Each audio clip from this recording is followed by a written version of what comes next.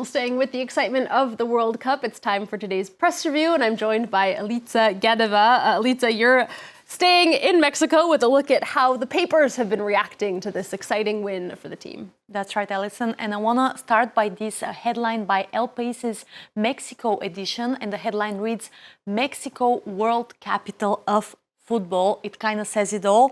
And the paper says that El Tri or El Tricolor breaks its losing streak in the opening match. And in another article, El País here talks about Raul Jimenez and the end of his World Cup goal drought. And for the past 3 World Cups, Jimenez didn't manage to score. And he's also the topic of this article here by The Athletic. The headline reads, First, Raul Jimenez survived. Then he thrived, and now he has done it at a World Cup. And the paper reminds that almost 6 years ago, Jimenez suffered a life-threatening skull fracture while playing against Arsenal. So The Athletic says that it's been quite a journey, and scoring for Mexico during this first match represents a crowning achievement. Congratulations then to Raul Jimenez and the rest of Mexico. What do the Mexican papers have to say about all of this? Yeah, well, Mexico News Daily here says that the win is a statement, and the paper says that this eases some of the pressure on a team and a country desperate to make the most of playing on home turf.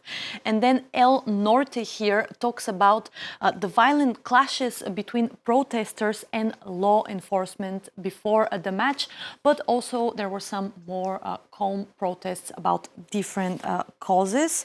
And finally, El Universal here talks about the party that happened, and it's mainly around this El Angel area, this statue here, the angel statue of independence, and people there partied, sang and danced despite the rain, and they came from all across Mexico and even from abroad.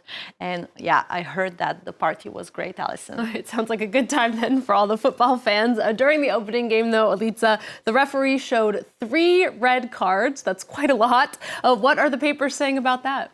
Yeah, well, an analysis here in The Athletic breaks down what could be the dirtiest World Cup opening game. But then it asks, or was it? The paper says that this could actually be the cleanest dirty game the World Cup has ever produced. And it's also the first World Cup opener to feature 3 red cards. And The Athletic says that if we continue in this pace, this could become the World Cup with the most red cards in total. So I guess we're going to find out. Yeah, we'll have to wait and see. All right, we're going to move on to something entirely different now. Alica, in New York, some young women that are choosing to live with nuns to save on their rent. Yeah, well, it's a fascinating article here by the Wall Street Journal about the cost of living in New York. So in Manhattan, for instance, short-term rentals run around $5,000 per month. So this is an impossible price for like young people and young women who just arrive to New York to study or like have their first job there. So some of them decide to live at convents. It's quite of an unusual living arrangement, but there are many benefits, says Katie. Here she is, all happy.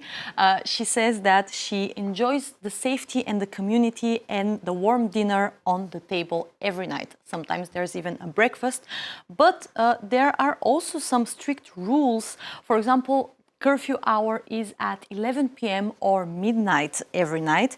Male visitors aren't really welcome, and neither is alcohol, so not ideal for a hot girl summer.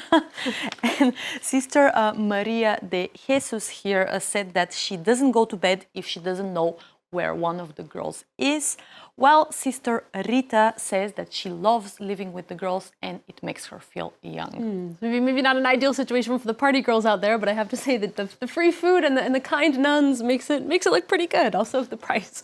All right, Alica, some science news from you now, finally. A new study reveals the enormous scale of fungi networks growing underground. Yeah, so imagine under our feet lies a whole network of fungi, and scientists have mapped it for the first time ever, reports The Guardian, and it's more than 100 quadrillion kilometers long.